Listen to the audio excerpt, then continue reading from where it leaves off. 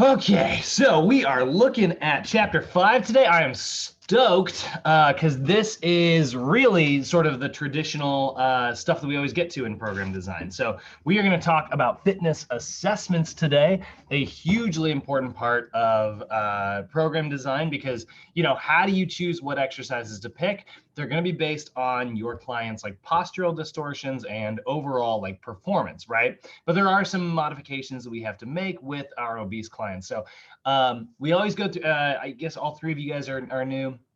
For those of you who are new watching this, when we talk about like fitness assessments, this is something that we circle back to every single module. Plus, we actually have a 12-day course entirely structured around understanding fitness assessments. So, this is a huge part of our conversation.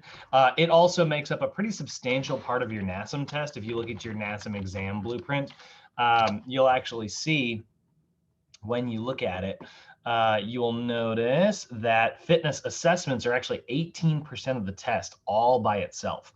So in terms of a single chapter, this is actually the largest section of your overall exam. Now, program design / exercise technique and training instruction, both of these things are, this is like 43% of your test. And that's why we have like all of our different program design classes, because this is like both of those things together. But that's also covering chapters like 7 through 14. The assessments chapter, which is literally just chapter 6 all by itself, in your regular textbook, 18% of the test. So, in terms of a single chapter, it has the most questions coming out of it, which means it's going to be a lot of questions about like when you notice a client's feet turn out, what does that mean? Which of the following would be the most appropriate stretch, or what's likely the most overactive muscle that's causing that?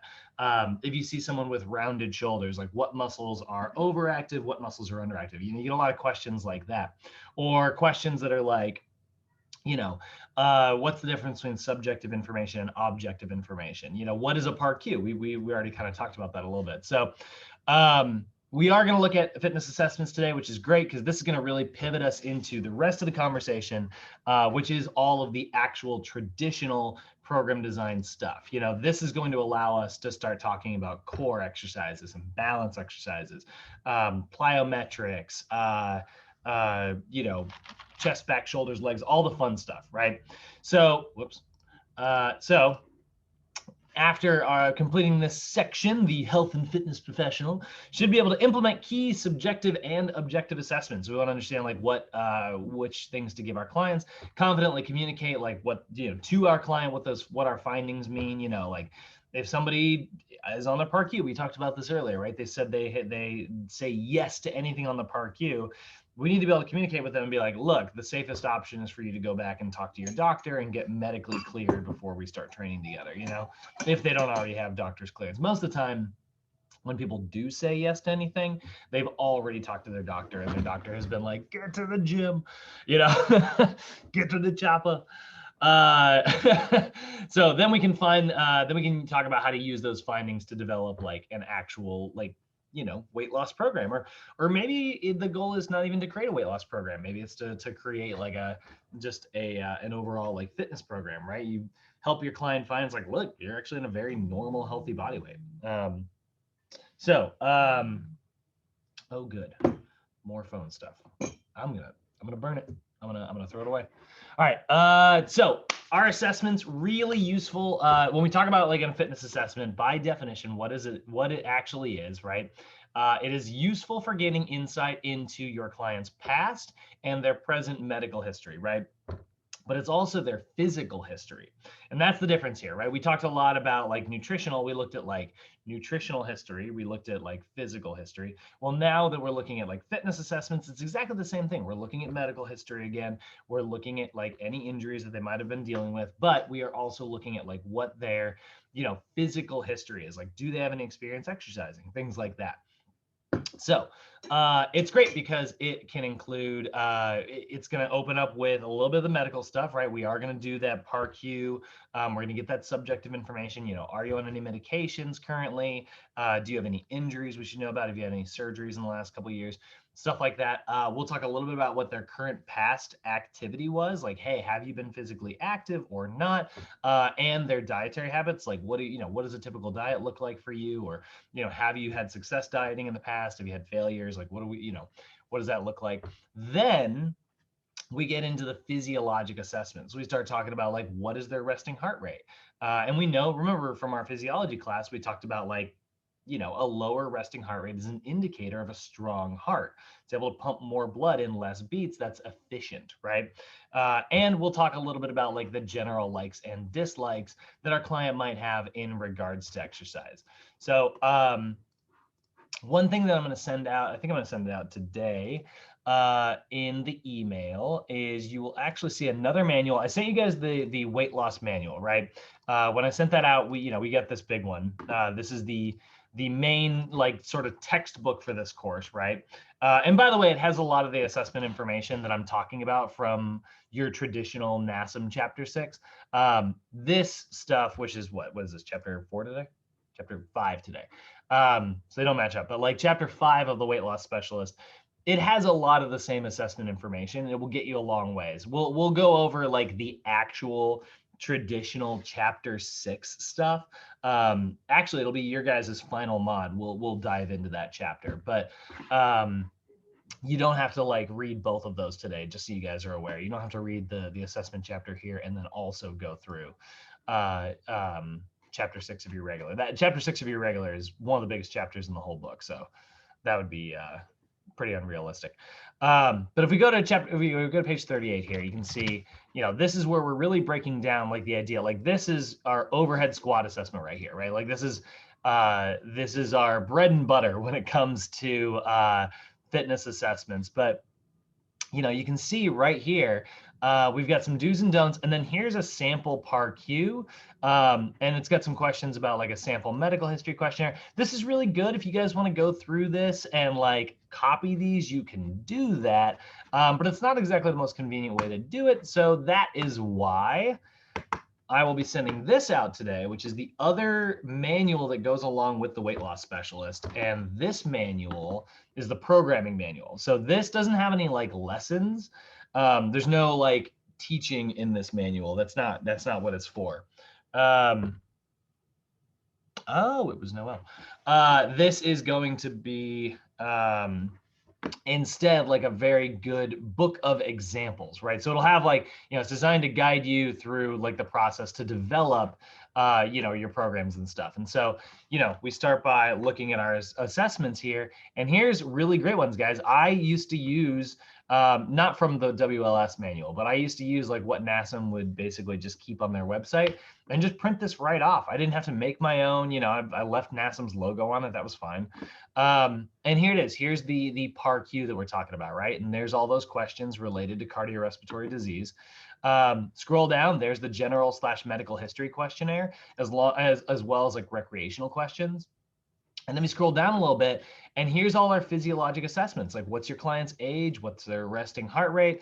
If their age is 40 years old and their resting heart rate is 60 beats per minute, that's pretty freaking good, right? And then we got to estimate their heart rate max, which we know is 220 minus their age. We'll go over that in a little bit, right? So that would be a max heart rate of 180. Now that I've got all that information laid out, I can put their height, their weight, their height, put their BMI up there. I can do their skin fold measurements, circumference measurements, cardio assessments. And then here is that overhead squat I told you about, that bread and butter, right?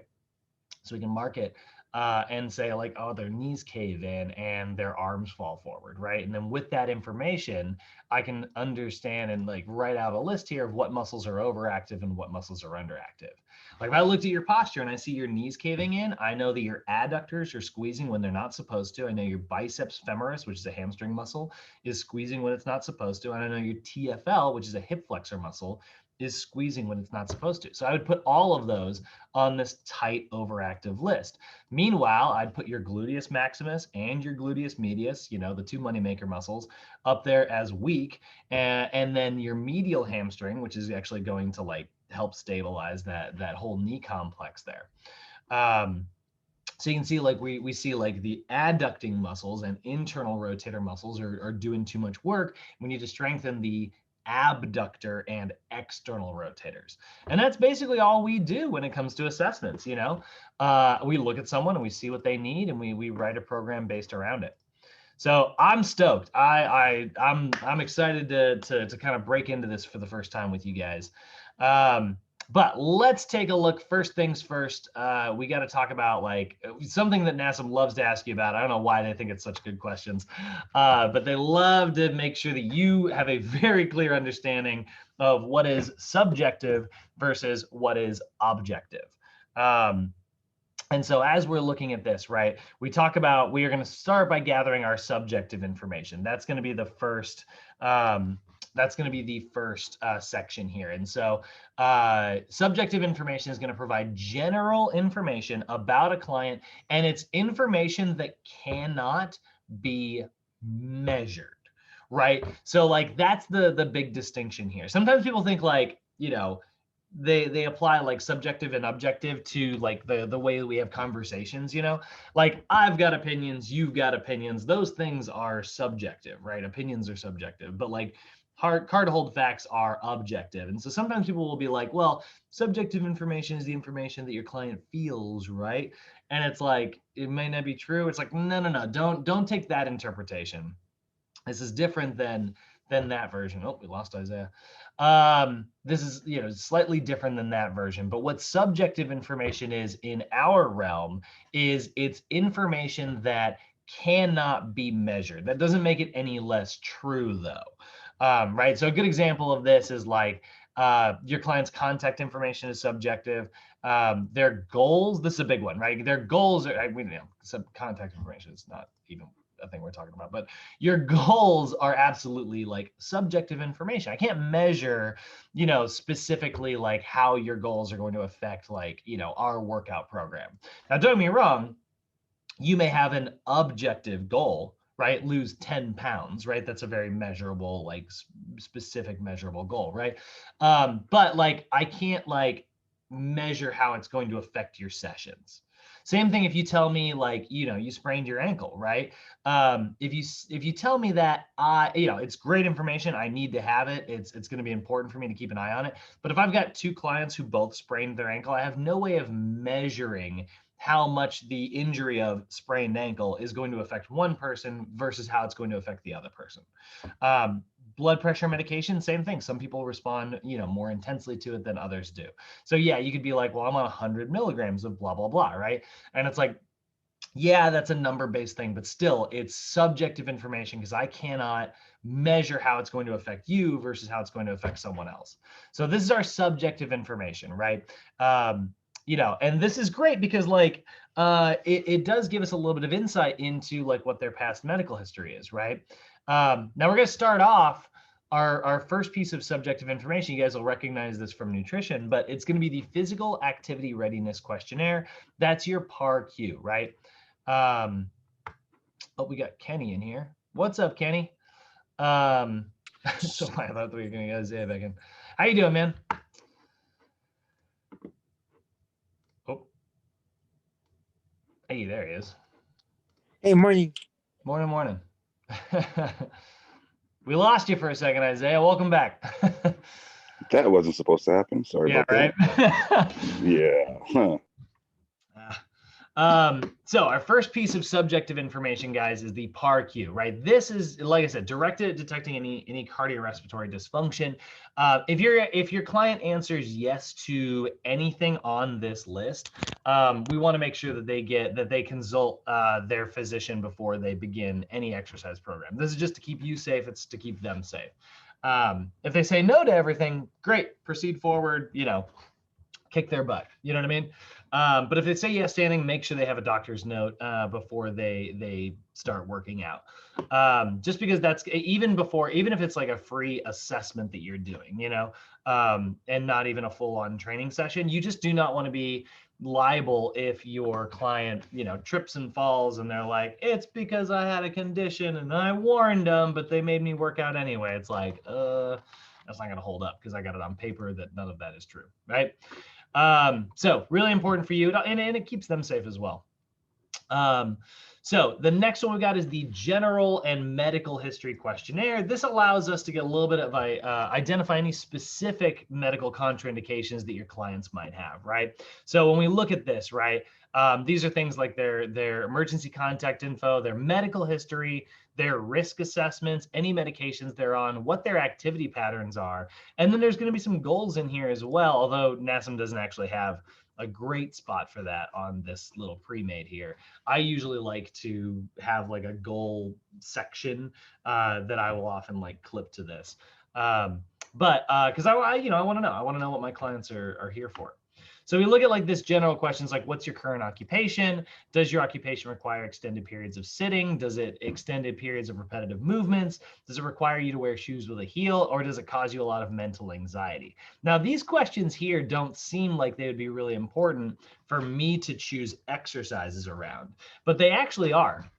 For instance, like Kenny, if you told me that you have a job that requires super extended periods of sitting, you know what I know about that?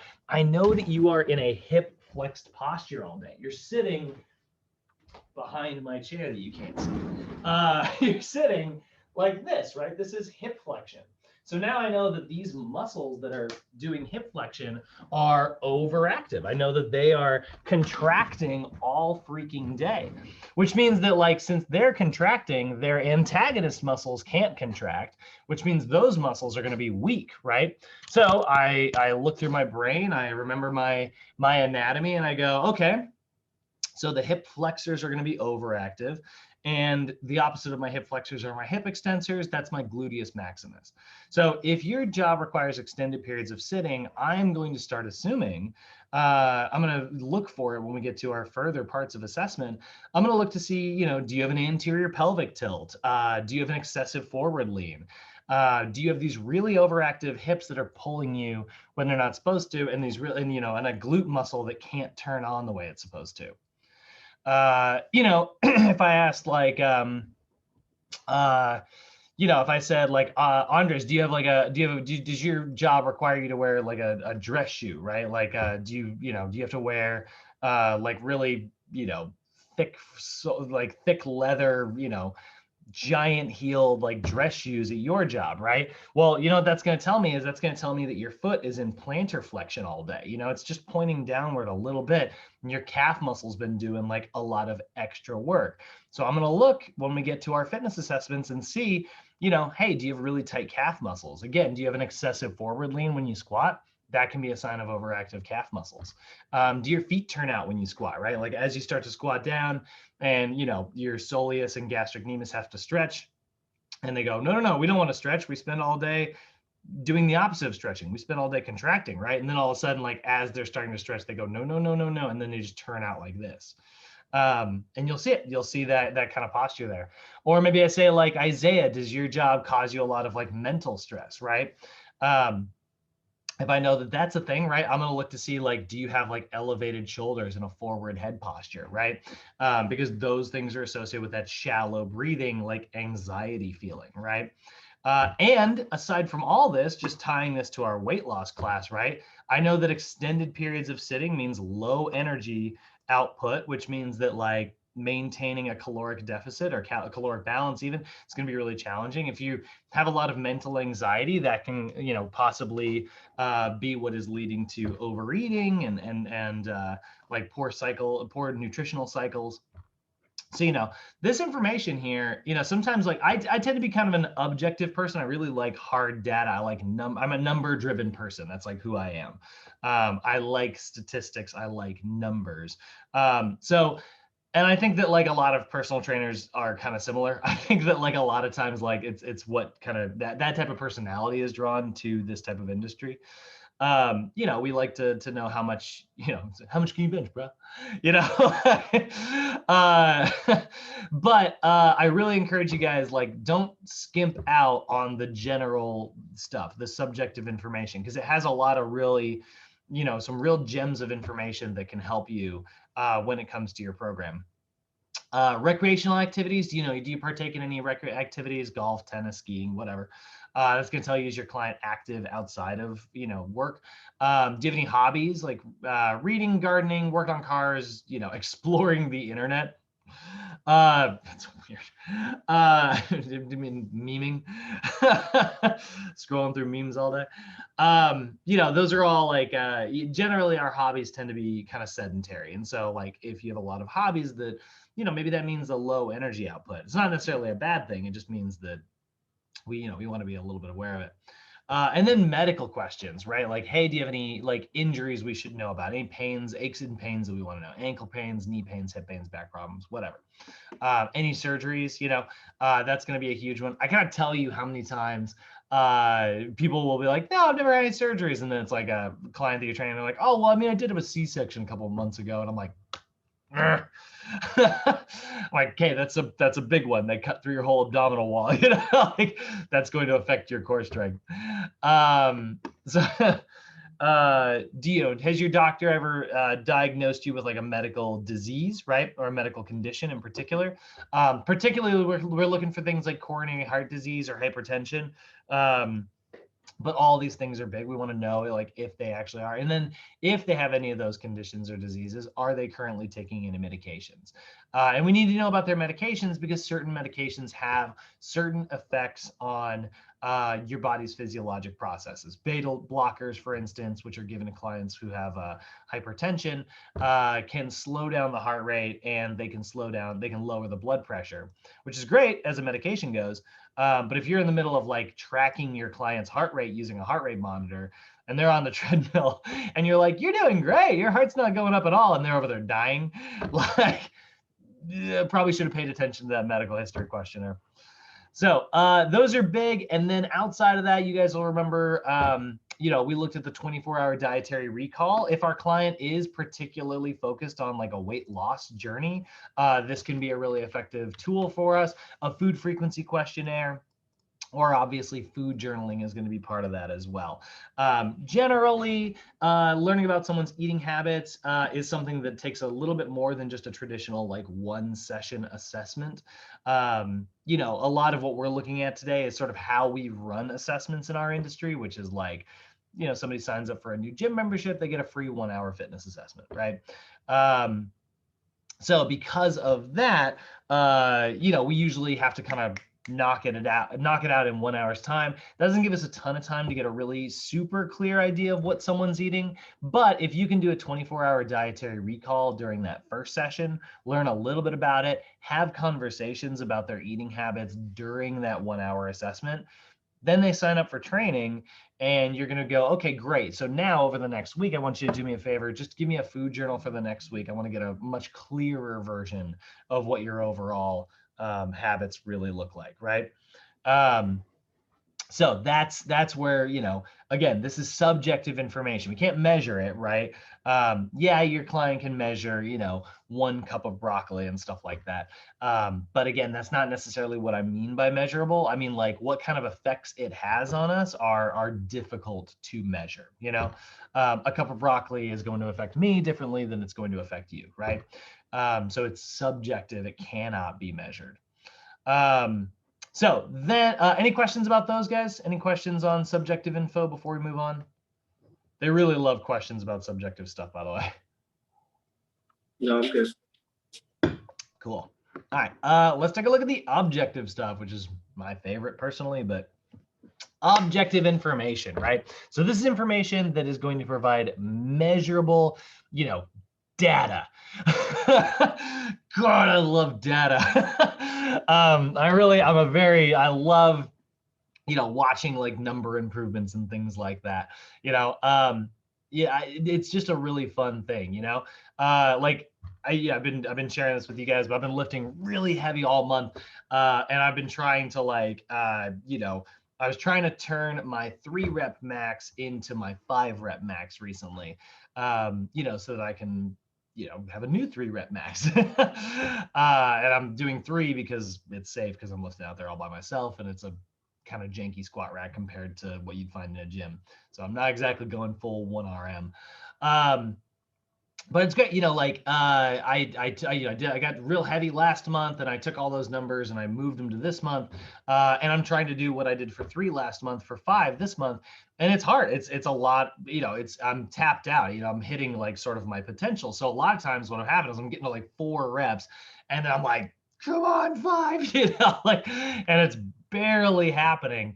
And it's not happening for every set, it happens for the first set, which feels really cool.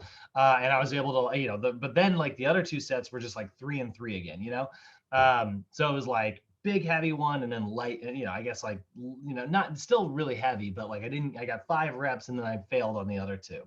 I was only able to get like 4. But yesterday, totally different story. Like I was able to get 5 on the first set, 5 on the second, but then I was able to get 4 again. So that's still like a 1 rep improvement, which is not huge, it's not a ton of improvement, but it is like a little bit of improvement, and that's motivating, right? This is why we love objective information.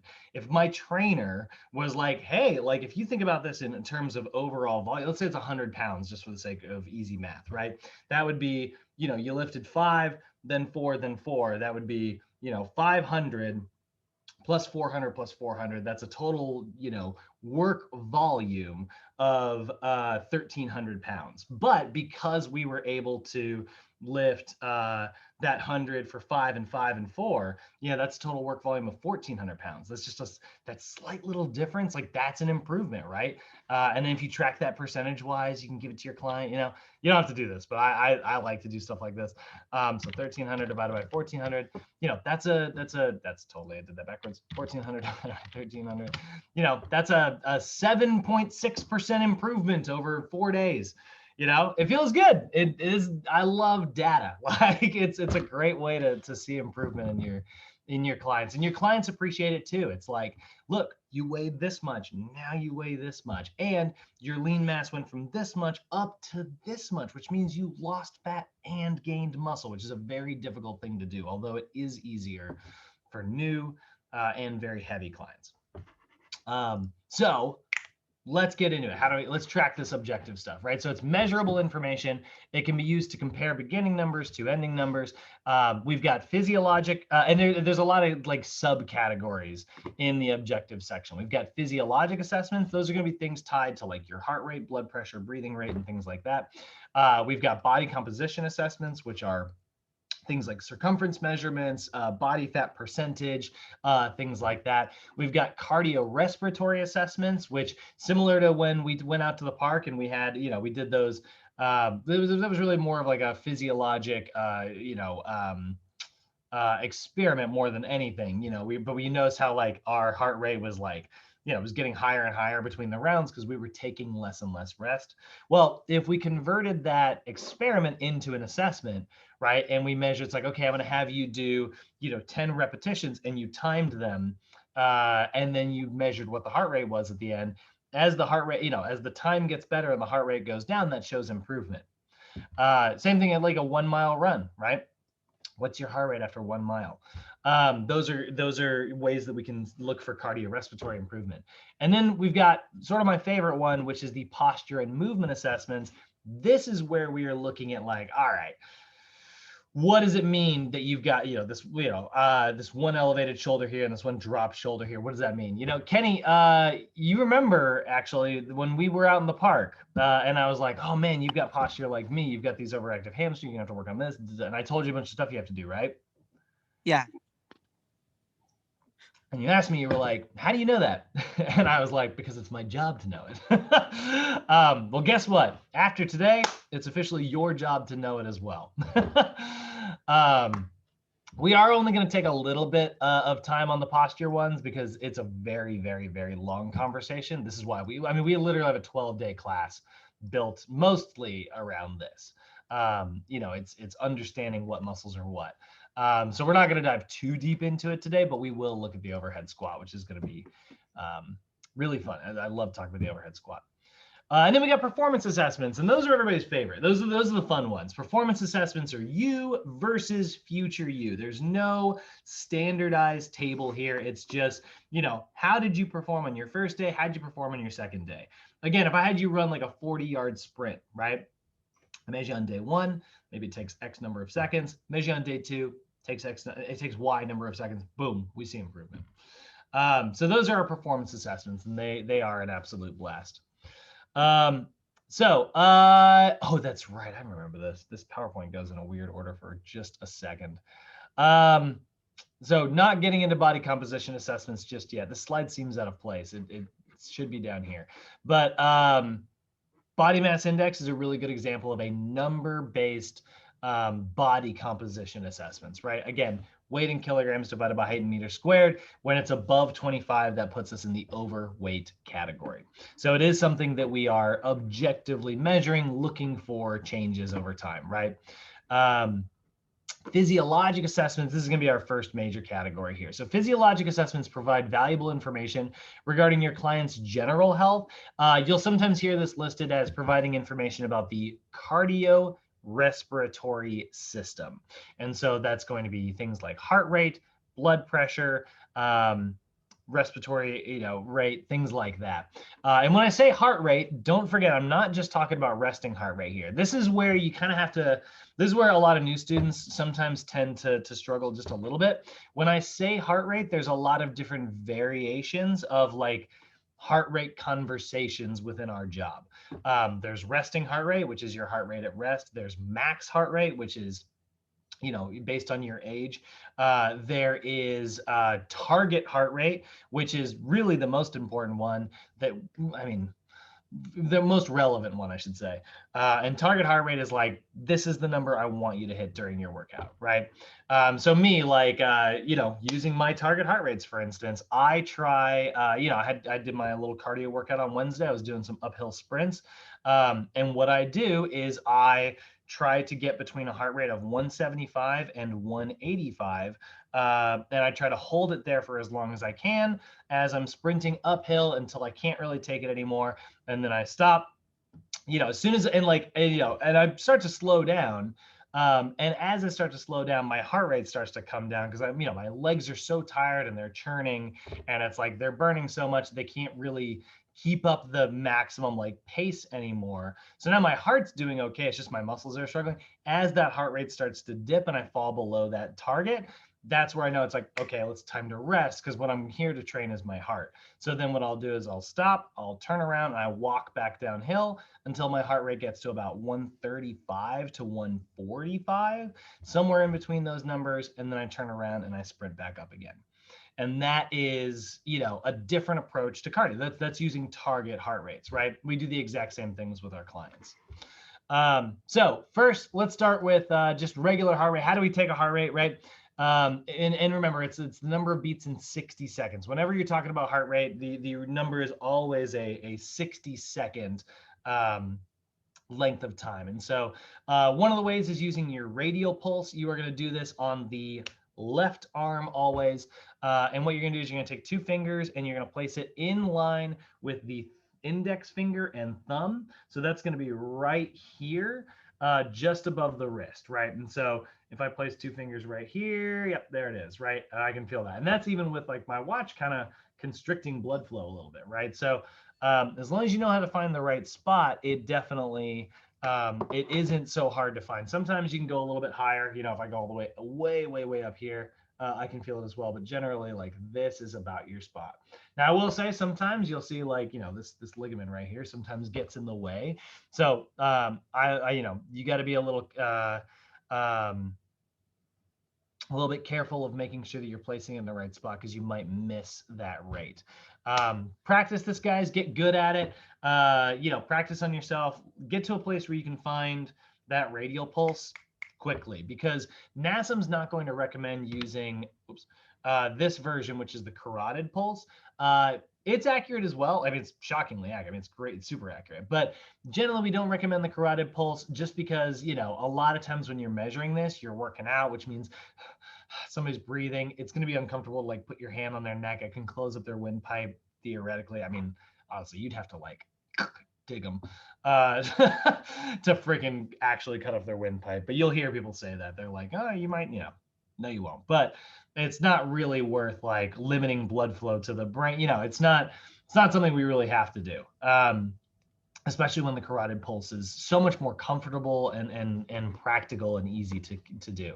But what you're going to do, guys, that's the radial pulse, that's carotid pulse. What you're going to do is you're going to count the beats in 60 seconds. Now, there's a lot of different ways for you to do this. If you are getting a resting heart rate, okay, so that means that your client has been sitting for, you know, several minutes resting, right? And what's great about the way like your sessions flow is that you're walking them through the door. You're like, hey, welcome. Here's what we're going to do today, blah, blah, blah. Take a seat. Now, first thing I need you to do, fill out this PAR-Q, fill out this medical history questionnaire. What's great is they're sitting down. You're interviewing them. You're asking them questions. They're relaxed. They're sitting. So their heart rate's going to be somewhat close to their true resting heart rate. But just so you guys are aware, an actual resting heart rate should be basically taken before you get out of bed, like sitting upright, but before your feet hit the freaking floor. That's how you actually want to get a resting heart rate. But that's not very, I mean, we can't like go back in time in the middle of our session, right? So instead, you know, you get it before your client gets up and before you head to the floor. So it's the very first assessment you do. And for the resting heart rate, there's a couple different ways you can do it.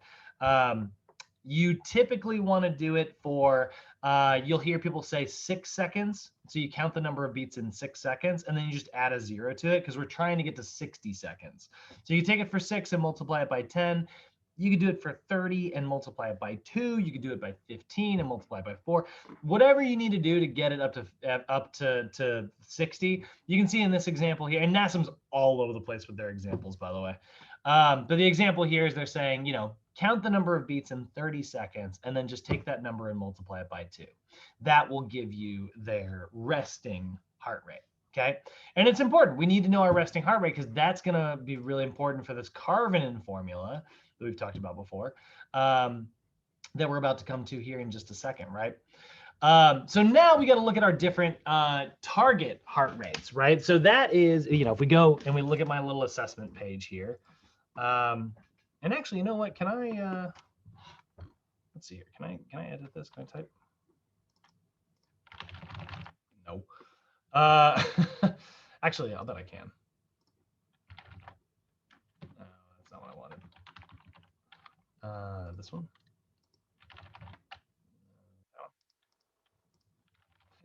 There we go. That one. Okay. So we're gonna kind of fill out a fake assessment as we go here, right? So we'll say our client is, we'll say 35, and their resting heart rate we'll say is like 78 beats per minute, right? We did it for 30 seconds, came out to multiplied it by 2, it came out to 78. Now I know, and we're going to see this in just a second, but I know that their max heart rate, their heart rate max, is going to be 220 minus their age. So is that on here actually? Actually, it's not on here today, but we did talk about this in our physiology class.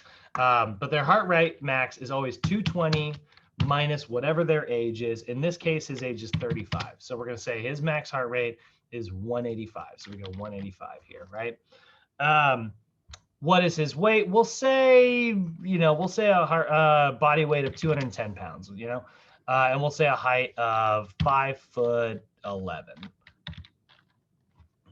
I'm really bad at like making up fake people, but hopefully these numbers aren't too crazy. So now we know he's 5'11", 210 pounds. Really quickly, I'm gonna math out his BMI here. This is something we're gonna come to in just a minute, but let's math this out. So 2 divided by, and that's 71 times 71. So his BMI is 29.28. Okay, so 29.28. God. All right, so there's here's our fake client as we're kind of moving through all this, right? So now I'm gonna scroll down and get into this cardiorespiratory stuff, right? So I know what his heart rate max is, but I need to figure out what his target heart rate zones are, right? And unfortunately, there's not a really great place to do that on this version of the assessment sheet. Unfortunately, this is not, this is actually not the most empty version of a sheet. So what I'm gonna do is I'm just gonna go, we're gonna say zone 1, and that's going to be 65 to 75% heart rate max, okay? And then we'll put that there. So that's zone 1. And then we're going to have a zone 2 and a zone 3 as well. Zone 2, and we'll have a zone 3. Zone 2 is going to be 76 to 85%, and zone 3 is going to be 86 to 95%. Okay, so these are his target heart rate zones, right? We see that right here in our slides, right? So we're going to do this. We're going to calculate this by taking our client's training heart rate zone, by taking their heart rate max and multiplying it by that percentage, right? So we take, like I said, target heart rate zone is a percentage of their heart rate max. So it's going to be 220 minus their age, which for him was, what do we say? 185. And we're going to multiply it by 65%. We're going to multiply it by 75%, 76%, 85, 86, 95. And that is going to give us our 4 heart rate zones, okay? 3 or 4. What is going on with me? Our 3 heart rate zones. So we go 185, and we multiply it by 65%, so times 0.65, and that gives me 120.25. Okay, I need to move this. I did not give myself enough room. So that's 120.25 up to, we do the same thing, 185 times 0.75, 138.75. So we're just going to say 120 to 139, right? Because it's 138.75. Then we're going to do the exact same thing. If I just do this. So then we're going to do the exact same thing, but for these numbers here, right? We're going to go 185 times 0.76. That's 141 up to 185 times 0.85. That's going to be 157. And then we do the exact same thing for our final zone here. 185 times 0.86. That's 159. Up to 185 times 0.95, 176. So, you can see actually, look at this. This is kind of similar to those zones I was telling you about, right? Do you guys see how, like, I was just saying my zone, I mean, I'm 32, right? And I'm a little bit younger. So that means that these numbers are just going to be slightly different.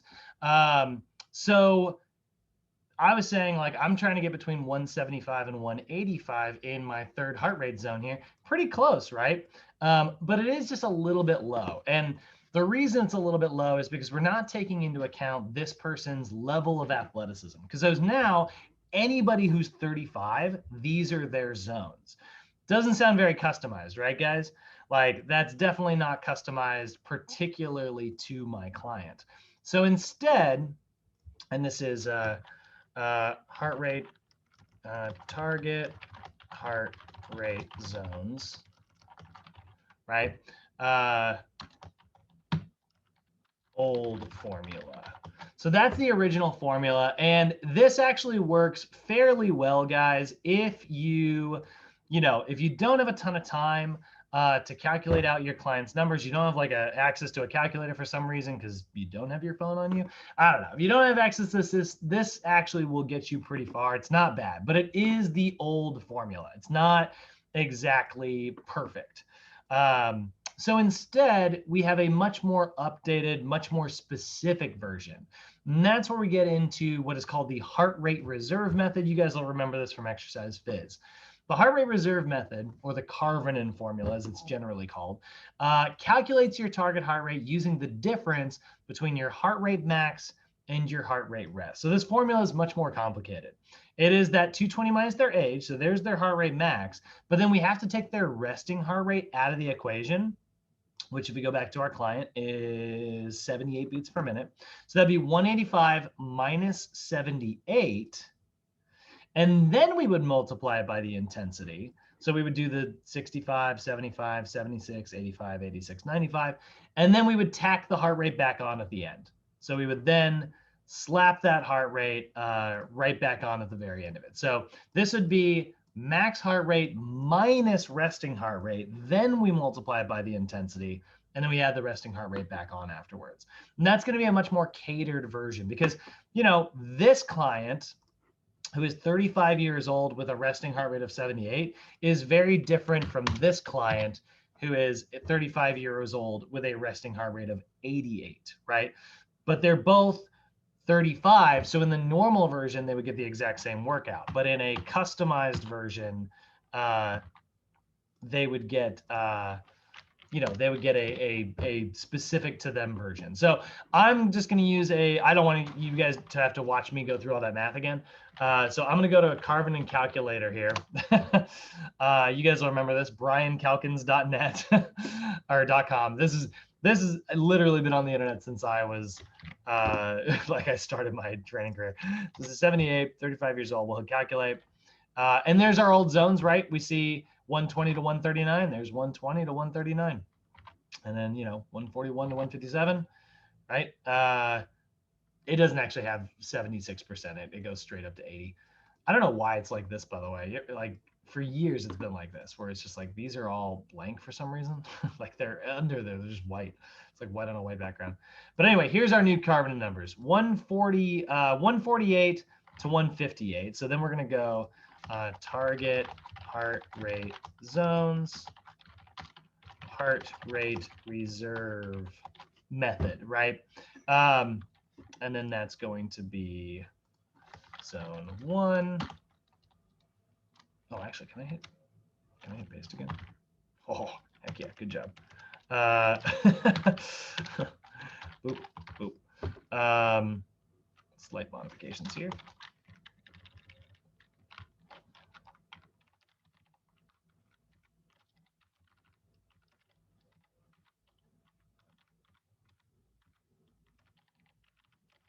Okay, so now these numbers have shifted slightly. That's going to be 148 to 158. And then it's going to be 159 up to 169. And now it's going to be 170 to 180.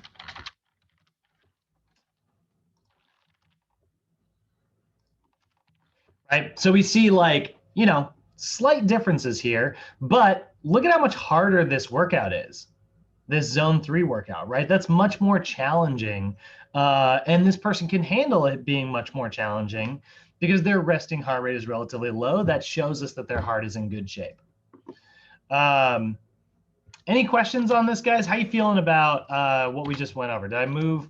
I know I was slapping numbers down here like crazy. Anybody have any questions? How are we feeling about all that? Good to go. Kenny and Andres, Cody, you guys feeling good?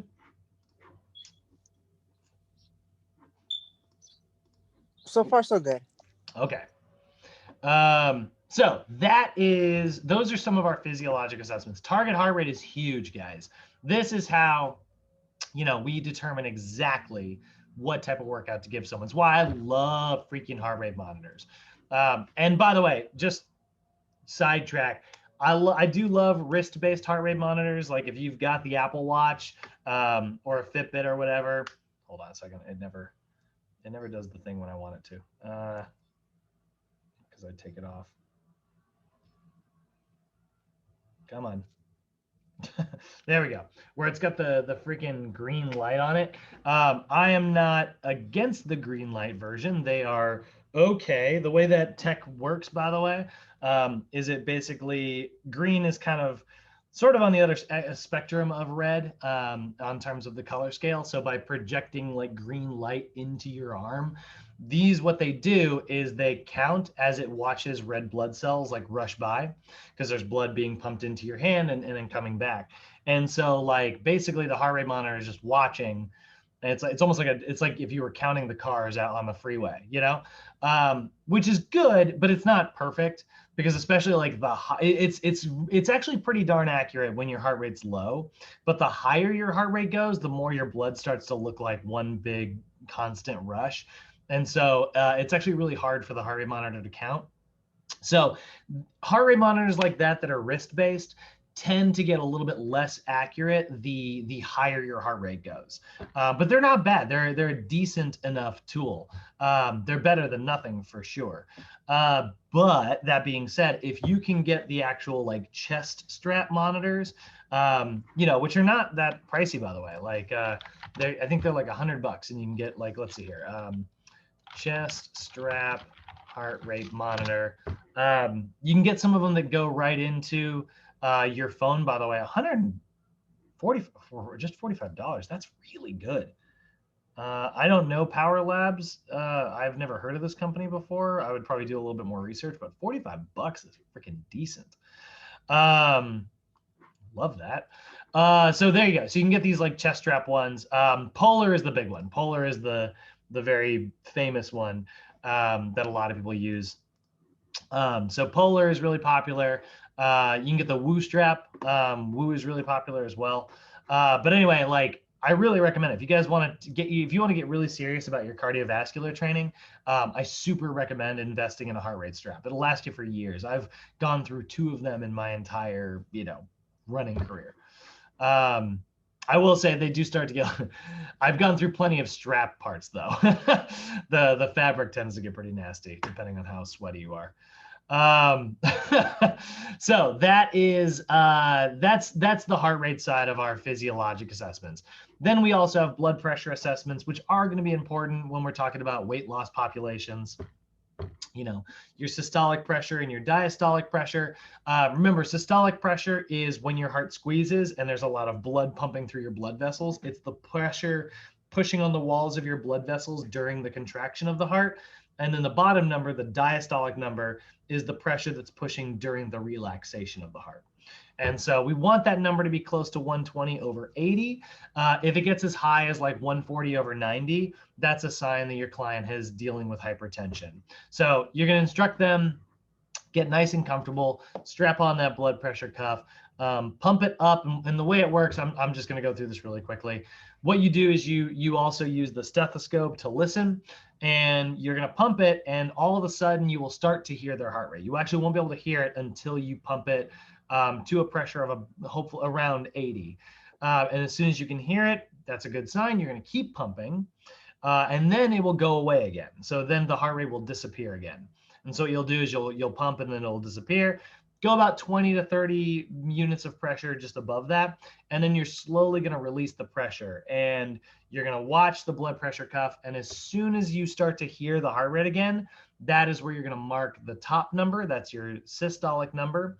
And then you're going to keep listening and listening and listening. And then the heart rate will disappear again. When it disappears, that's the diastolic number. So that's how blood pressure cuffs work. There are a lot of digital ones out there nowadays. You don't have to actually use the freaking cuff anymore, you know, and invest in one, guys. They're super cheap. Pressure cuff, you know, there's $30, you know, for the Omron one, and Omron's a great company. So pick one of those up, knock it out.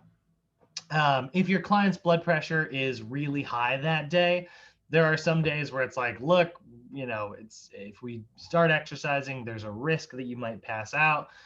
We don't really want to deal with that. So why don't we just do something really gentle today? Or let's talk about food today. Let's talk about like meal prep, you know, something. Every now and then, you know, your client's blood pressure medication just isn't going to have the same effect that it did, or something's going to happen. If their blood pressure is really, really low or really, really high, it could be dangerous to work out. So we do want to make sure that we keep an eye on that. Especially since we're talking about fitness assessments here. If it's your first time with somebody, you definitely don't want to make them pass out. That's a great way to start a new relationship. All right, looking at body composition assessments. So these are going to be things like we talked about earlier: skin fold measurements, bioelectric impedance, you know, determining body composition through a little bit of math, and then circumference measurements, right? So there's a variety of different methods. All of these are really, really great. We've got the skin fold measurement, which is estimating. And by the way, guys, these are all the definitions you want to have memorized, because you're going to get a question that's something like, you know, it'll say like blank estimates body fat percentage by measuring skin fold girth, you know? And then it'll be like A, you know, bioimpedance. B, body mass index. C, skin fold. Or D, all the above, because I'm being lazy. Right? And so we know that, like, you know, in a question like this, which is a very common type of wording, the type of questions you're going to get, you know, we would say it's skin fold measurements, right? Skin fold at measurements estimate based on skin fold girth. So I need you guys to get all these friggin' terms today memorized. I know it's a lot of them. That's why we revisit so often. But this is the first one, right? Skin fold, they're great. NASM is going to use the Dernan-Wamersley formula. That's another term you're going to want to know. That's a foresight method: biceps, triceps, subscapular, and iliac crest. There's other ones out there, you know, like quadricep and hamstring and things like that. But like, this is the one that NASM prefers. It's very quick. It's very easy. It tends to be pretty accurate. And then tips for doing that: make sure that you are always taking a minimum of 2 measurements at each site, and then average them out. Do not take the larger or the smaller. Just, you know, there's going to be a little bit of human error in there. So the more often you take it and average the numbers, the more likely it's going to be accurate.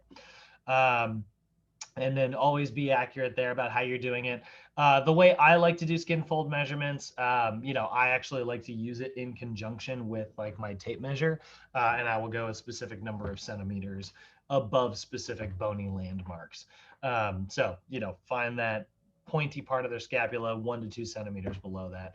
Find that pointy part of their pelvis 1 to 2 centimeters below that. You know, perfectly in the middle of the bicep, perfectly in the middle of the tricep. Now, here's the thing, and this is important here. And I didn't put it in your notes. It is not very effective on obese clients. Skin fold measurements are not the best way to get body fat percentage if your client is in the obese category. So, lucky for you, we already figured that out earlier. You know, we've got our BMI score right here. So before we get to the skin fold measurement part, if this falls into the obese category, that's a red flag for skin fold measurements. So we can just skip that directly and instead choose one of our other methods. So if you're working in a gym and you have your skin fold caliper, hold on, my internet's dying. Can you guys hear me? Yeah, it's like kind of scratchy though. Yeah. When you talk a little bit. Is it better now? Yeah, it's better. Okay. Yeah, I got the your internet sucks warning. So there's the biceps, there's the triceps, there's the subscap, there's the iliac crest. Now, if your client is obese, you should skip this type of measurement immediately and just go straight to something more like bioelectric impedance. So if you do have a body fat scale at your gym, go straight to that. I'll say, honestly, like most of the time I go straight to body fat scales anyways. You know, a lot of times, like, I'll just jump right into that because that's a much, you know, easier version there, right? So let's continue with like our fake client here. So calculate it. Once you've got all 4 sites, add the total all together, and then look in your table to find your body fat percentage. So if I look at that, right, if you look at like Dernan Wamersley chart here, this is what you're going to find in your textbook. You'll find a chart. It actually doesn't look like this one. No. Should have an NASA one. Almost. No, the youth one. Come on. There it is.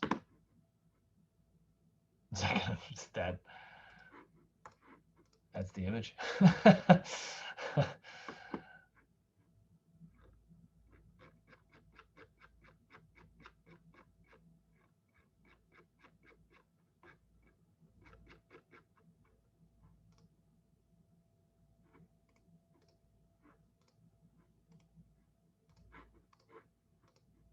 Okay, it'll work. I can see it. All right, so you let's say I need my client. How old are they?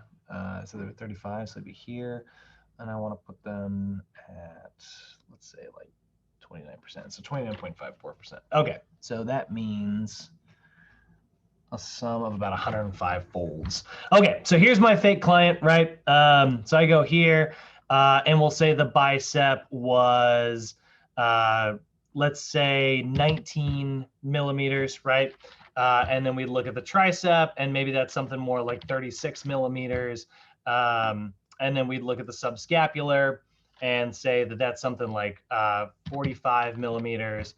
And then we'll look at the iliac crest and say that's something more like 40 millimeters, right? So I'm going to total that all up, right? 19 plus 36 plus 45 plus 40. So that gives me 140 folds. I went too high. 140 folds, which is going to be, if I'm looking at my client here, 140, and they're between 30 and 35. So that gives them a body fat percentage of 32.71%. Told you guys, I'm not so great at making up people. 32.7%. I mean, that's actually, I don't know, that actually could be pretty close. BMI of 29? Yeah, it's a little off. That means they're very unmuscular. So this is a heavy person who has a pretty good resting heart rate, or at least decent enough. Yeah, not bad. All right, so there we go. There's our body fat percentage for right now, right? So now we need to move on to the next part of our assessments, which is we got to figure out like our overall body composition. Oh, and like I said, remember, you can also, I forgot to do the definition here. You can also do bioelectric impedance instead. If your client was obese and we know that those folds are going to start to get inaccurate, or if your client's like a seniors, it's really inaccurate as well. You can do bioelectric impedance. It's going to estimate it by running that small electric current throughout the body, and it measures how impeded that electric current is, because electricity does not travel through fat tissue as well as it travels through water tissue. Muscle has a lot of water in it. Fat has a lot of fat in it. So the higher the body mass, the higher the body fat mass, the more impeded the flow will be, and that's how it estimates.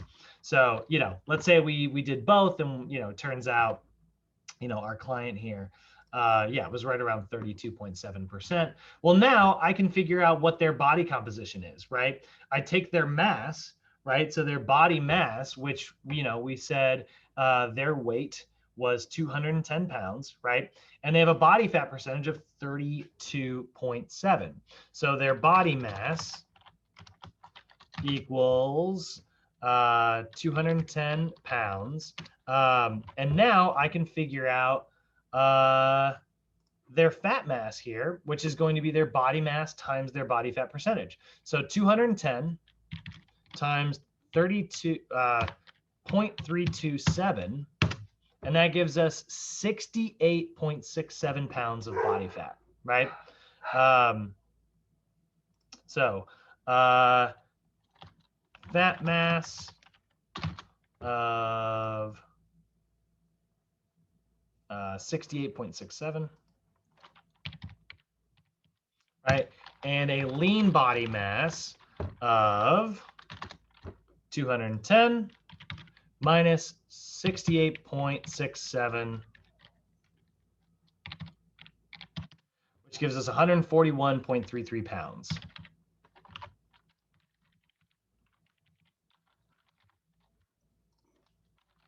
Right. So now I know exactly like how much muscle they have, and I know how much like fat mass they have, right? So maybe our goal, now I can create like a goal based around this. Is like, I can ask my clients, like, what do you feel your ideal body weight would be? And they might say something like, I don't know, I'd like to be, 180 pounds. And it's like, great. So that means we got a 30-pound weight loss goal here. We would like to see, 68 pounds of fat mass. If we got that down to 38 pounds, right, that would be 38 pounds divided by, your new body weight of 180, which would give us a body fat percentage of 21%. So we don't actually just have that's still outside of our healthy ranges, right? That's still relatively high. Maybe we want to get somewhere closer to 15% body fat, right? Which is sort of right in the middle of what it is we're looking for. So we'd say 180 pounds times 0.15. And now that means that we need to have only 27 pounds of body fat. So we would actually say, okay, you actually have a weight loss goal of 68.67 minus 28. We actually want to lose about 40 pounds. But then all of a sudden you're saying, well, wait a minute, if I lost 40 pounds, that'd take me down to 170. I want to be 180. And it's like, yeah, well, we also want to try to get this lean body mass up from 141 up to 151. So now our actual goal is to gain 10 pounds of lean mass and lose 40 pounds of fat mass. Does that make sense, guys? Does that all track out?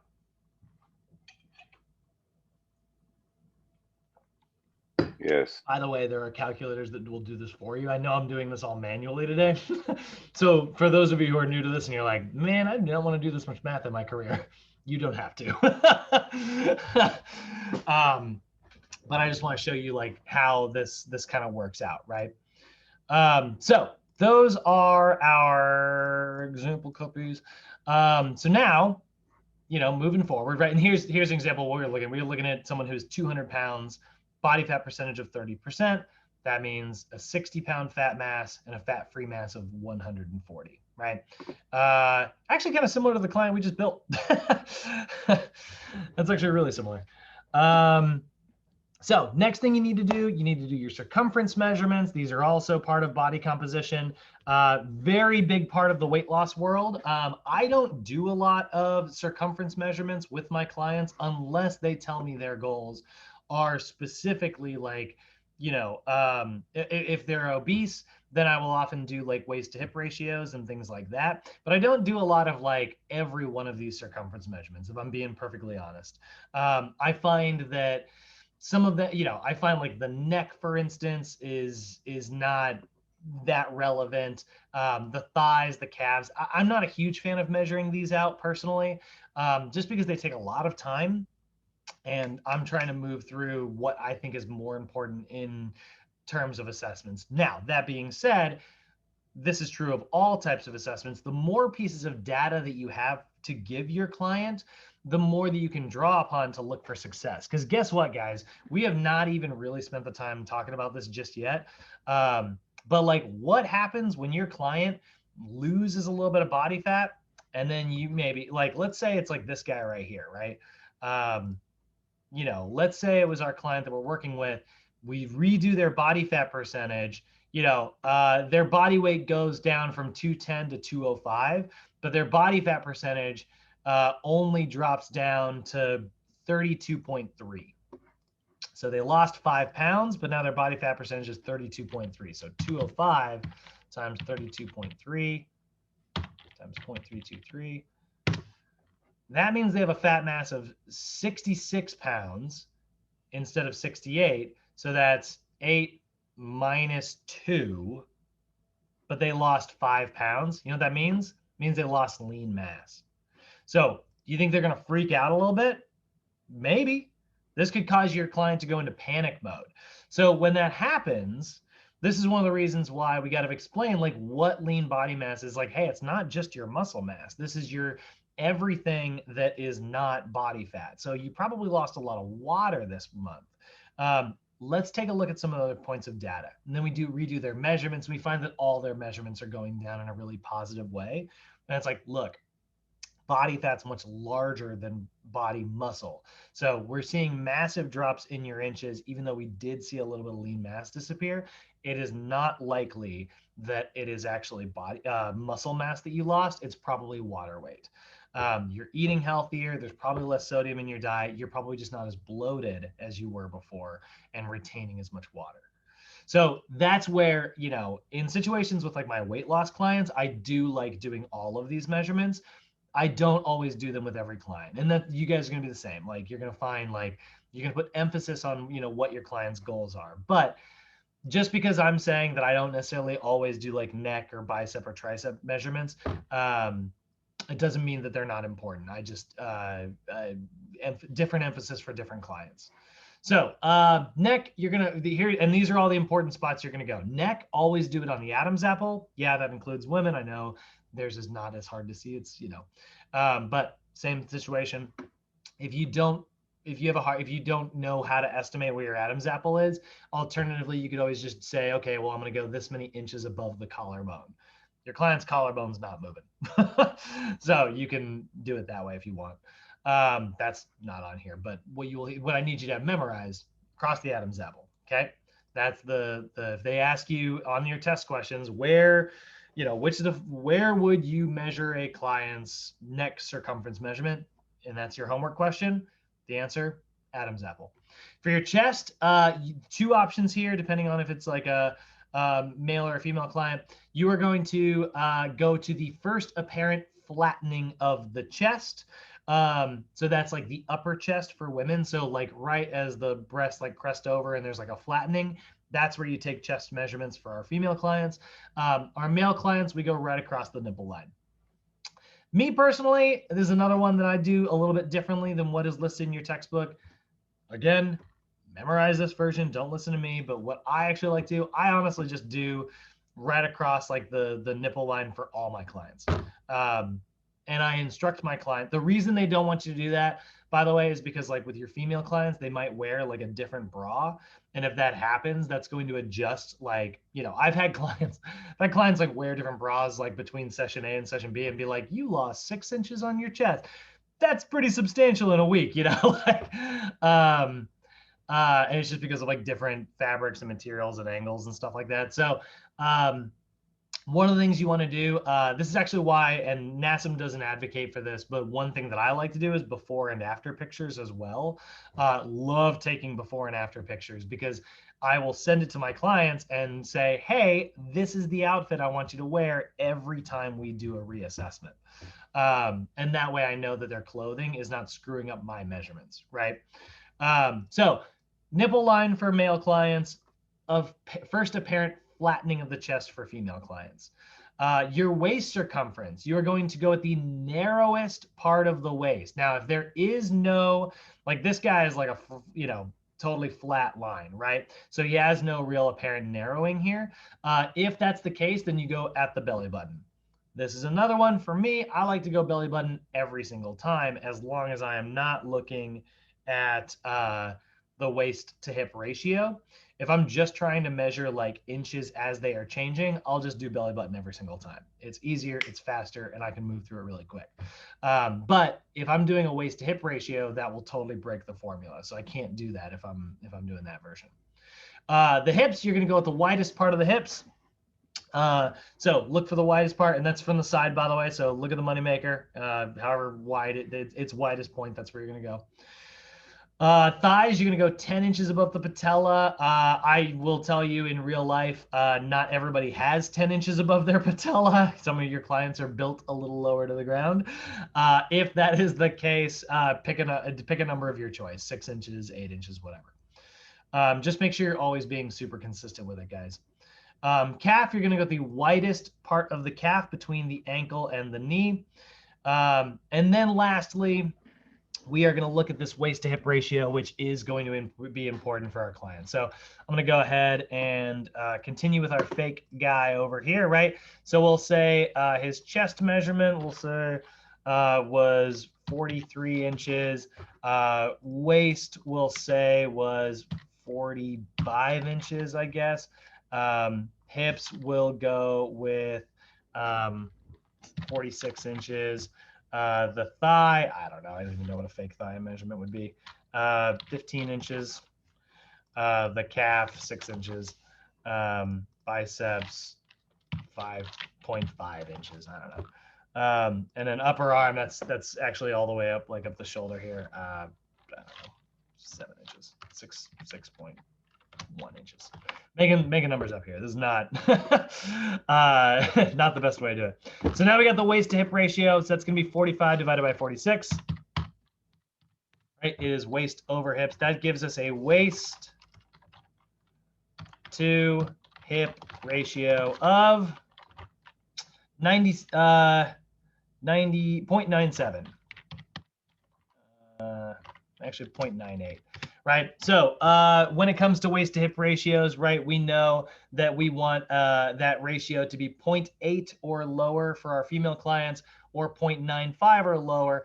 Otherwise, it is putting us at risk for certain diseases. So our client who is not necessarily obese, you know, they're sort of on the cusp there at that overweight, you know, relatively high body fat percentage, does have a waist to hip ratio that reflects, hey, this could be a problem, right? But at the same time, like he's not massively outside of normal, like it's close to 0.95. So we could explain to our client, like, hey, like your body fat percentage is outside of healthy ranges, your BMI is just outside of healthy ranges, but your waist to hip ratio is showing that your body fat is fairly evenly distributed throughout your body. That could put you at lower risk for certain diseases. So that's a good thing, right? That's actually a good sign. This guy's got genes that are, you know, on his side. So, you know, that is one way to kind of analyze some of this data here, right? Okay, let's get out of the body composition stuff. Let's move into a new category. Let's talk about cardio. So cardiorespiratory assessments, we got a bunch of them out there. But one in particular is going to be the one that we focus on. The one that we focus on with our overweight individuals. So if we're talking about like training obese clients, you know, weight loss specialist clients, the two most common forms of cardio assessments out there, guys, are going to be the YMCA 3-minute step test and the Rockport walk test. Both these are really, really good. I really approve of both of them. I think that you should use them in different scenarios. So I want to show you what the YMCA step test looks like here. So basically it is, and by definition, what it is, did I put it in the notes? Yeah, it is a 3-minute bout of sub-maximal stair climbing, meaning that like it will get your client's heart rate going a little bit, but it's not like maximal intensity. They're not going to be super exhausted at the end of this. That's not the goal here. It's a sub-maximal, right? It's not the same as like a VO2 test where literally you're gonna like vomit in that mask because it's so freaking hard. That being said, you should totally do it. Go get your VO2 test. It's great. So what it is, and here's all the rules for this, all the statistics. You don't need to have them for this class, but these are important things you'll need to have memorized in later classes. It is 3 minutes, 3-minute step test. It is always on a 12-inch step. And it is at a rate of 96 steps per minute, which means you as the trainer need to, you'll see it right here, you need to play either this timer here or you can set your own 96 timer. But you'll listen. Oh God, sorry, that was louder than I thought.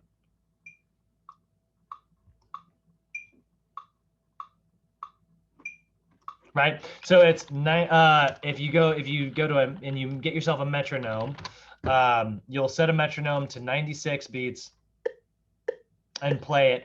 The reason we do that is because we want to ensure that anyone who's ever taken this assessment does the exact same amount of work.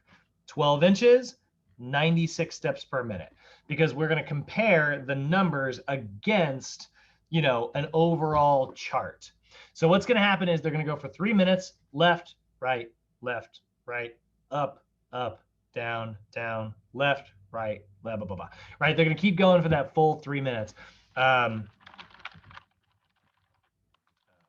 what you're going to do is the second they are done, you're going to stop that metronome, have them turn around, sit, present their arm, and you are going to count their pulse over a full 60-second period. So this is not 30 seconds multiplied by 2. We actually want to count their heart rate for the full 60 seconds because what we're measuring, guys, is called their recovery pulse. So what's going to happen is their pulse is going to be like,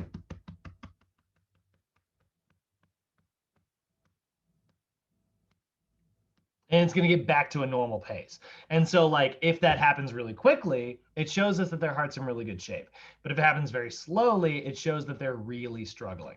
So we look on this little chart right here, and we look at our client's age, and we would say, okay, based on your age, right? This client that we have currently is 35 years old, right? And this is the women's one. So this is the male one down here. So, you know, if his pulse recovered to 116 beats, that would put him in the poor category, right? Since he's in the poor category, I need to make sure when I'm writing him a cardio routine, I'm not taking his heart rate up super, super high. It could damage his heart. He could pass out. Lots of really negative stuff there. So this is going to tell me to give him a gentle cardio routine. But if this dude got like 75 beats at the end of his test, I'm going to wreck him. You know, I'm like, you are doing sprints. Like, your heart's in great shape. We're going to kill it, you know? And so we're gonna give two very different workouts based on how he performs. Now, that's the 3-minute step test. You can see it here, right? I'm just gonna kind of cut forward in this real quick. There's better. And then there's Cash Plus. Get 5% cash back and a $150 cash bonus and more, all with no annual fee. Hush. All right. So she's on her 12-inch step here. And you can hear the metronome going in the background. She's going to go for 3 minutes. And like I said, she's immediately going to sit down. And then she's going to take her pulse. And we're going to listen to Eminem for some reason. And then we're going to look on the chart. We're going to look on the chart and find their heart rate, right? So that's the 3-minute step test. I like it. It's a great assessment. It is not that recommended for our obese clients. And the reason for that is because with obese clients, that's a lot of impact. You know, that 12-inch step, like up, and then wham, slamming back down into the ground every time. Not the best type of assessment to do. So then we have a different assessment that we focus on. Now, this one I will say is not that practical to do in most gym settings. This one works much better when you have access to like a track and field. But you can do it on a treadmill, and it's called the Rockport Walk Test. And this is used to estimate VO2 max based on a 1-mile walk performed as fast as possible. So what you're going to do if during the Rockport Walk Test is you're going to have your client walk a mile super as fast as they can, really put the effort in. Now, they're not running it. It does have to be a walk, but you're going to have them walk that mile as quickly as possible. Today I'm going to demonstrate how to perform the Rockport Fitness Walking Test. This test is right. So he walks, you're going to take their time.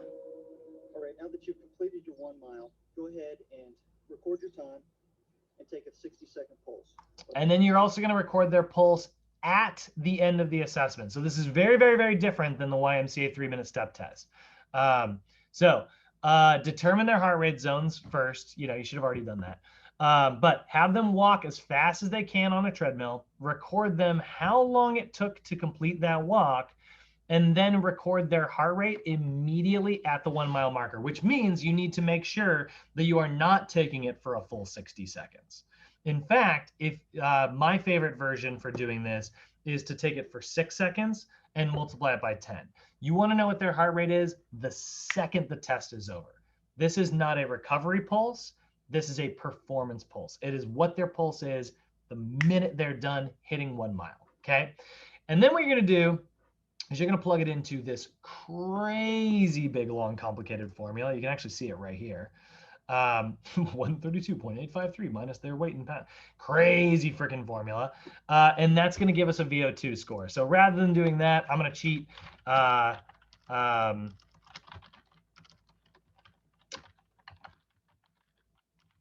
going to Google Rockport Walk Calculator. And we're going to make up a client here. They're male. They're 35 years old. He weighed 210 pounds. And his heart rate at the end of the test, we'll say, was 156. Okay. So we'll say his heart rate at the end of the assessment was 156. And it took him 13 minutes and 12 seconds to perform this walk. We hit calculate. And that's going to give us a VO2 max score of about 41.93. So his VO2 max was 41.93. That gives us a rating. If we look in our chart, we look in our book, we'll see that that gives us a rating of average, which means that he's going to get a beginning zone of 1 or zone 2.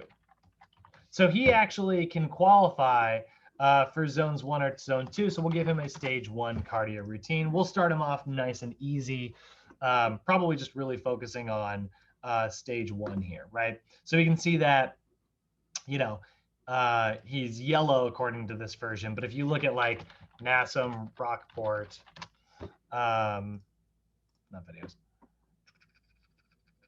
Where's my chart? Give me my chart. Come on. Internet, you suck. All right, well, we look on a big long chart, age, heart rate, and then it would give us, and then there he goes. Like, he got average. So he qualifies for zone 2, right? Which I can give him stage 1. I'll give him a stage 2 cardio routine, right? So I know you guys don't know too much about what that means just yet, but stage 2, you know, that would qualify him to utilize these 2 zones right here that we calculated earlier. So now our client, whatever his name is, can be anywhere from 148 up to 169 when it comes to cardio. Although it's not probably that safe to take him all the way up to 170 or 180. And that's why we want to do these cardio assessments, right? It gives me a very, very specific, very, very clear idea of exactly, you know, what type of cardio to give this guy. At least in terms of intensity, right? It doesn't tell me like, you know, should I pick the treadmill or should I pick the spin bike? That's not what we're looking for here. We're looking for what his heart rate should be. Although, let's talk about, should it be treadmill or should it be spin bike? Some of it's based on your client's goals, and then some of it's based on your client's posture. So let's look at this posture stuff. Before I do, any questions on Rockport or YMCA, guys? Any questions on the cardio stuff? The zones and all that. I'm going to teach you the zones, by the way. They're coming up in a few days. How to implement them. Okay, so let's look at our posture assessments. We got a couple different posture assessments we are going to perform with our clients, right? So just really quickly before we, you know, what is posture? Why it's so important, right? Because we've spent a lot of time in this module talking about physiology, and we haven't had any postural conversations yet. And trust me, it is a huge part of our job. So every movement you make needs a base, like a starting point from which it can generate force and accept force, you know, concentric movements or eccentric movements. That's your posture, okay? So you think about like standing, right? All this gravity pushing down. If you are rounding forward like this, right? Well, now you're being pulled more here, and then this has to like, you know, pull you back in the other direction. So we end up like walking around like this all day.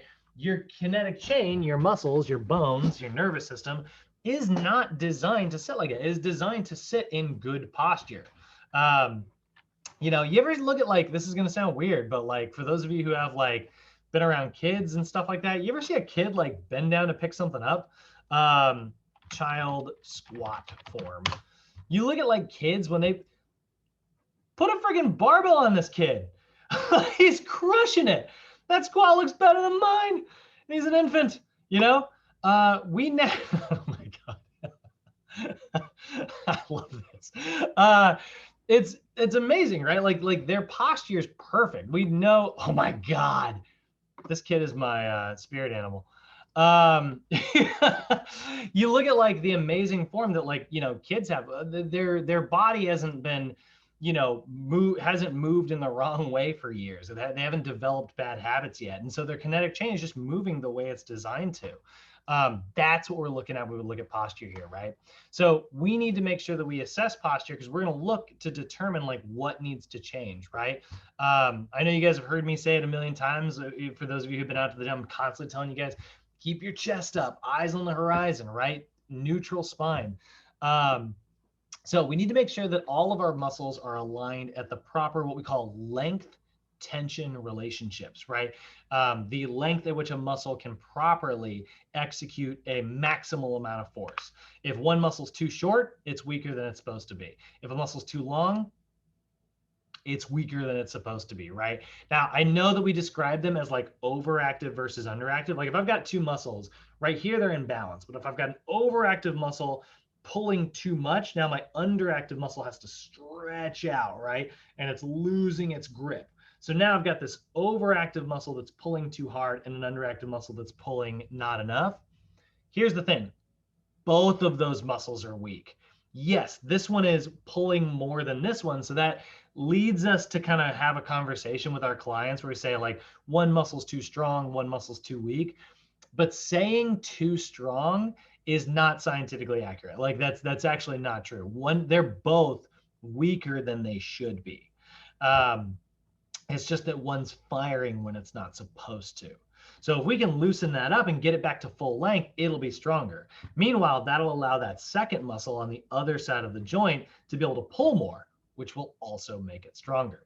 So that's what we're talking about, like posture and why it's so important. And we look at like, you know, the ability of those muscles recruiting at the right time, like this guy not squeezing when it's not supposed to, and this guy squeezing when it is supposed to. That's what we call neuromuscular efficiency, right? The right muscle contracting at the right time for the right amount of force, and it's doing it in the right plane of motion, which is also important. So this is what we're seeing in ideal posture, right? We see a neutral pelvis, which is huge, and we see his pelvis stacked perfectly over top of like that knob on the outside of our ankle. That's your fibula at the bottom. And then that travels all the way up. You'll notice it's right in line with his acromion process, which is that little bump on the shoulder there. And then that's in line with his ear. So we've got really great posture here. We're not experiencing, you know, we're not seeing like a forward head. We're not seeing rounded shoulders. We're not seeing a tilted pelvis. Right? We're not seeing a swayed back posture, right? These are what we look for when we talk about posture here. And what we see instead a lot of times are these predictable patterns of muscle imbalances. And when I say predictable, what I mean is like there's only a few of them and you should just get familiar with all of them. You know, biggest ones are going to be anterior pelvic tilts, right? Or sometimes you'll see posterior pelvic tilts. They're definitely less common. Although Kenny, you and me, posterior pelvic tilters, not awesome.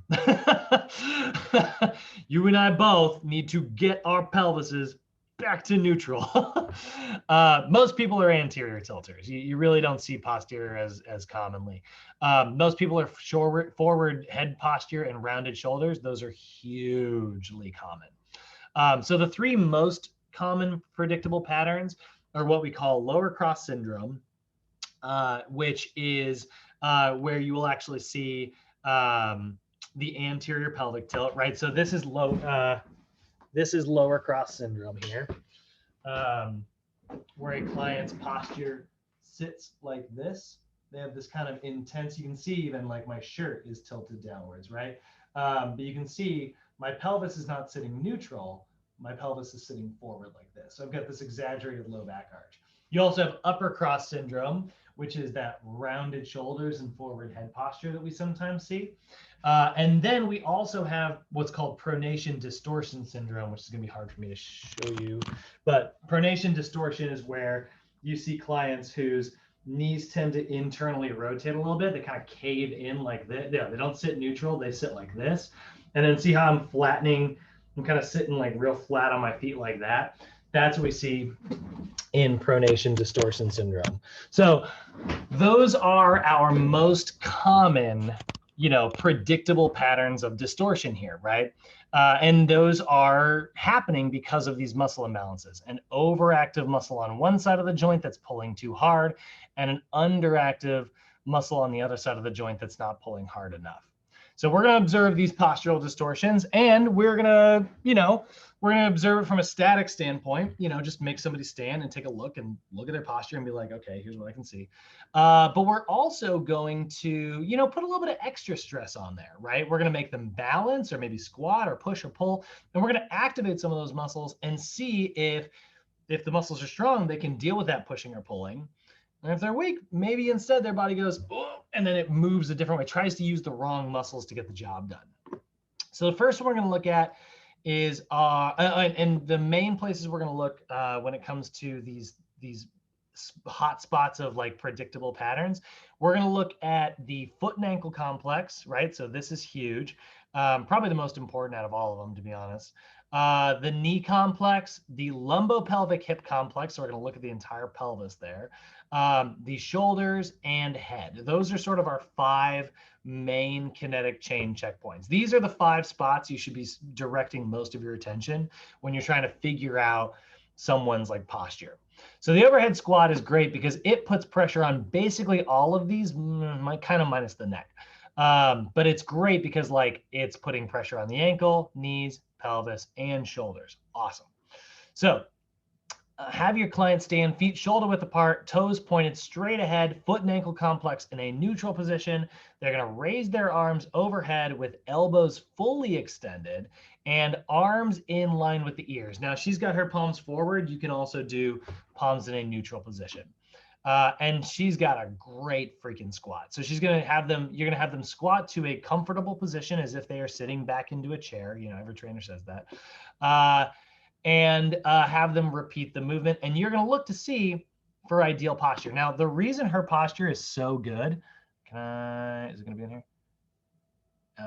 Yeah.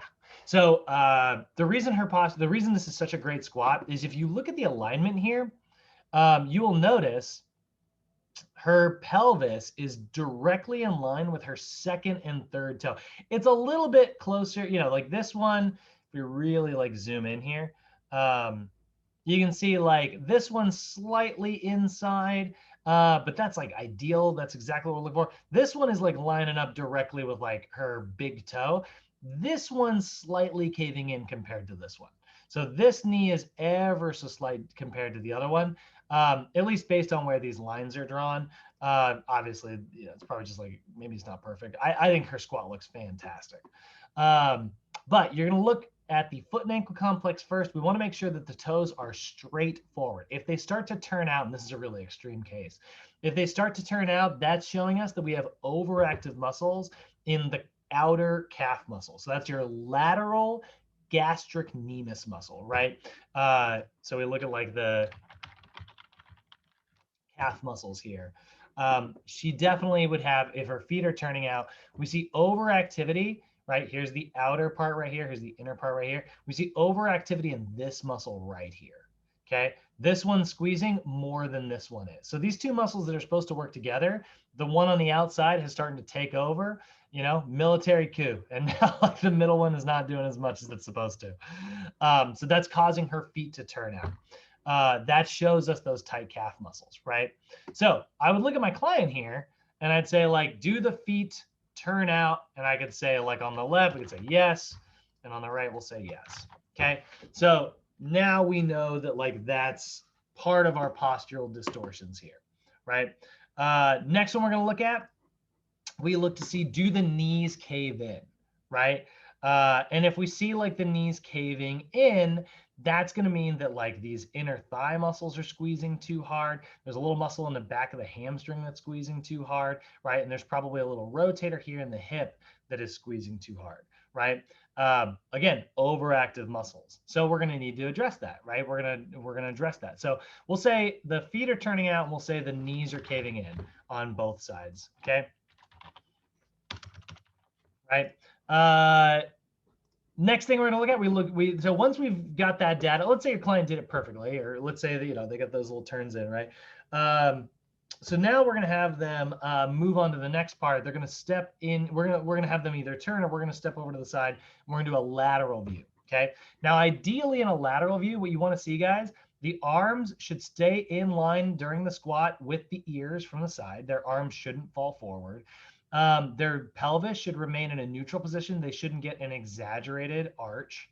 And if we draw a line from pelvis to shoulder, and we draw another line from ankle to knee, those two lines should be parallel forever. They should never cross, right? You can see it here, right? This, if I draw a line here and here, those lines are parallel. And that's exactly what we look for. Rather than this version here, see how she's leaning too far forward? That leaning forward, right? The lines intersect. is showing me that she has, we call that an excessive forward lean. And there's two causes for this. It's either tight hips or it's tight calf muscles. Tight calves because her ankle can't come this way. It can't flex backwards. So instead it tips her body weight forward to counterbalance. So she basically just sticks her butt out, and that makes sure that she doesn't, fall backwards. That's the excessive lean version there. Or it could just be the hips and her abs are actually just straight up pulling her downwards. Low back arch, there's that anterior pelvic tilt we talked about earlier, right? So if our client has like a really bad tilting situation, that would rotate, the hip flexors would pull down, the low back would pull up, right? And her core and glutes are not stabilizing it, and they're allowing that movement. So that's an excessive low back arch, not great, right? That's that lower cross syndrome I was mentioning. And then maybe there's this version where this actually looks, the squatting part of it's good, but her arms are clearly falling forward. So she's got some weakness in her upper back and some tightness in the chest and lat muscles. So that's what we know about the overhead squat, right? So let's go back to our fake client here. And let's say we'll also give him his arms also fall forward, okay? So we know that our client's arm fall forward. We know that his knees cave in, and we know that his feet turn out. Now, let's say your client really just crushes it on the overhead squat. They really kill it. We don't really see much. That's awesome. We love it, man. But now, let's give them a slightly more intense assessment. We're not trying to give our clients more and more assessments until eventually it's like, aha, you finally failed one. Great. That's not what we're looking for. But we do want to continue putting deeper and deeper amounts of stress, because we're trying to figure out what they need to work on.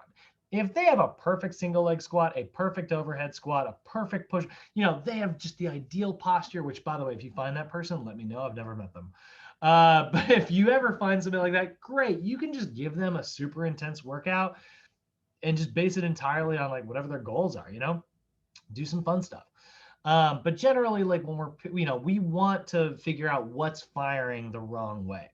So if they crush it on the overhead squat, we've got the single leg squat. This is also now going to take into account their core strength and balance more so than the overhead squat, because we're taking away some of their stability. So you're going to have them place their hands on their waist, focus on an object straight ahead, stand on one leg, and squat down into a neutral position. And we're going to look to see if they have any of those postural distortions, up to about 5. The only thing you're looking for here, by the way, is do the knees cave in, right? So let's say, they did it and their knee buckles like this. That's a cave in. So sure enough, we're going to go over here. If their knees caved in during the overhead squat, you don't even need to do this, because you already know that their knees cave in. But there we go, right? So now I know that my clients' feet turn out, knees cave in, and their arms fall forward. So I need to know what overactive muscles there are and what underactive muscles there are, right? That's going to tell me what to stretch, and that's going to tell me what to strengthen, okay? Now, you guys need to have all this memorized, and so do I, right? Feet turning out, overactive muscles, that's going to be the lateral gastrocnemius, so calves, right? Knees caving in, that is going to be the adductor complex. It is also going to be what is called the biceps femoris, but particularly short head, right? And it is going to be their tensor fascia latae, or TFL, right? And with the arms falling forward, it is probably going to be their latissimus dorsi, your lats, and it is probably going to be your pectoralis major and your pectoralis minor. So how do I know that? Well, luckily NASM told me. NASM overhead. So you will find this table right here in your textbooks. You'll find it in the chapter on assessments, and you will also find it in your regular NASM textbook. And also you're going to find it plastered all over the internet. Feet turn out, overactive muscles, the soleus, lateral gastrocnemius. So actually I could add the soleus on here because I only went lateral gastrocnemius. So we could also say soleus, right? Soleus, lateral gastrocnemius, biceps femoris short head, and TFL. Cool. Knees caving in, guess what? TFL again, lateral gastrocnemius again, biceps femoris short head again. So shocker of the year, same muscles, right? But we add the adductor complex and then also vastus lateralis here. I could add that as well, but I'm gonna leave that off. So there's our other ones. And then scroll down, arms fall forward, latissimus dorsi, pectoralis major / pectoralis minor. And then we are also going to see these two. We're going to see the teres major. That's one of your, it's near your rotator cuff. It's an internal rotator, not a rotator cuff muscle, but it is an internal rotator. And then we see the coracobrachialis, which is this big long muscle in here that basically pulls your arm down. But both of those are not on the normal list. I want to just be really clear here. This is the CES list. This is the list that you'll work with when you get to capstone. It's the more complex list. The normal list is a little bit shorter.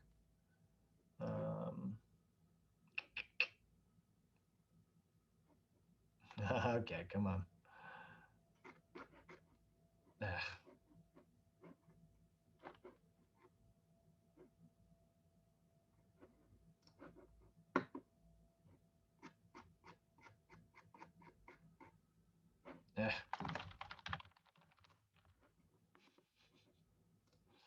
Kill me, Smalls. Downloads. Regular overhead assessment, right? So we go to overhead and single leg, right? So here's our normal one. And we just see soleus gastrocnemius. That's excessive lean. Sorry, wrong one. Feet turn out. Soleus, lateral gastrocnemius, biceps femoris, adductors, biceps femoris, TFL, vastus lateralis, and then arms fall forward, lats, teres major, pec minor, pec minor, pec major, pec minor. So that's how we knew what muscles to put over here. And just as a heads up, you guys need to have this whole chart memorized. That is one of the most, like I said, you're going to get 18 questions on your test from this chapter, and it might be something that says your client's arms fall forward. Which of the following muscles is most likely to be overactive? And you know that that's the lats, pec major, pec minor, teres major, right? Let's go ahead and get some underactive muscles on here because we got to do the exact opposite. That's the other part of this list, right? So what's kind of cool about this is we're just going to kind of basically jump straight to the other side of the joint. We see feet turn out. The lateral gastrocnemius was overactive, therefore the medial gastrocnemius is underactive. The biceps femoris short head, which is on the outside, is overactive. We go to the inside, that's the biceps, that's the medial hamstring complex. So we'll go medial gastrocnemius. We will say medial hamstring. Okay. Then let's go to the knees caving in, gluteus maximus and gluteus medius, also VMO. So we'll go, come on, gluteus maximus,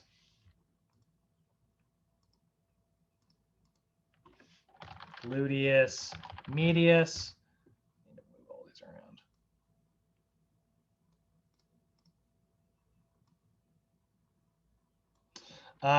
And then we go to the arms fall forward. And we see the middle and lower trapezius and rhomboids and rotator cuff. So mid / lower trapezius, rhomboids, and rotator cuff. And there we go. Guess what? I've got everything I need now to write some really, really great workouts for my client. So let's summarize up the PowerPoint, and then I want to summarize up this assessment form that we just made for our client. So this enables us to decide the proper flexibility, cardio, core, balance, power, strength training exercises. It allows us to create all of the appropriate exercises based on the data that we've gathered. So now, if I'm writing a workout for this person, I would focus. They did pretty freaking well when it came to their cardio assessment. So I would focus primarily on zones 2 and 3, and I would use the heart rate reserve method because I mathed it out and did the complex version. We know that our client has a weight loss goal of about 40 fat pounds and a weight gain of 10 lean pounds of mass. So we're going to focus on, body recomping.